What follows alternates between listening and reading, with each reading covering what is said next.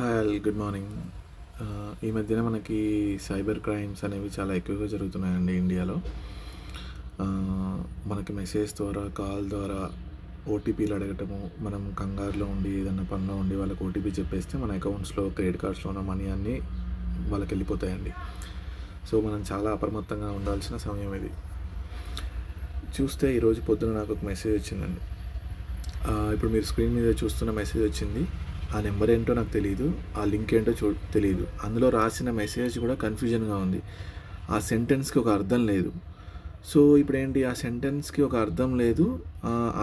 అర్థం లేదు కాబట్టి నేను వెంటనే అర్థం చేసుకోవడానికి ఆ లింక్ని కనుక క్లిక్ చేసినట్టయితే నా అకౌంట్లో ఉన్న మనీ అన్నీ, అలాగే క్రెడిట్ కార్డ్స్లో ఉన్న మనీ, ఇంకా నా పర్సనల్ డేటా కూడా మొత్తం లీక్ అయ్యే ఛాన్స్ ఉంటుంది అనమాట. సో ఇలాంటి మెసేజెస్ వచ్చినప్పుడు చాలా జాగ్రత్తగా ఉండండి. నాకు 2 నెంబర్స్ నుంచి వచ్చిందండి సేమ్ మెసేజ్. 555 అను, ఇంకొక మెసేజ్ ఏమో ఇదండి 5548 అనే నెంబర్ నుంచి సేమ్ మెసేజ్ వచ్చిందండి. ఇలాంటివి వచ్చినప్పుడు చాలా జాగ్రత్తగా ఉండండి. మనం ఎటువంటి లింక్స్ క్లిక్ చేయొద్దు, ఎవరికి ఓటీపీలు చెప్పొద్దు.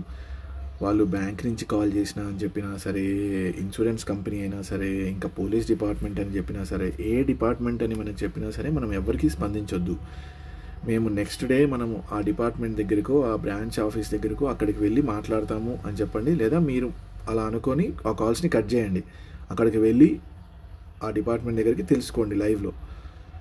ఒక్క రోజులో మీ అకౌంట్ బ్లాక్ చేస్తాము, మీకు పెనాల్టీ పడుతుంది, ఏమి చెప్పినా సరే ఏమి అవ్వదండి. ఒక్క రోజులో ఏమీ జరగవు.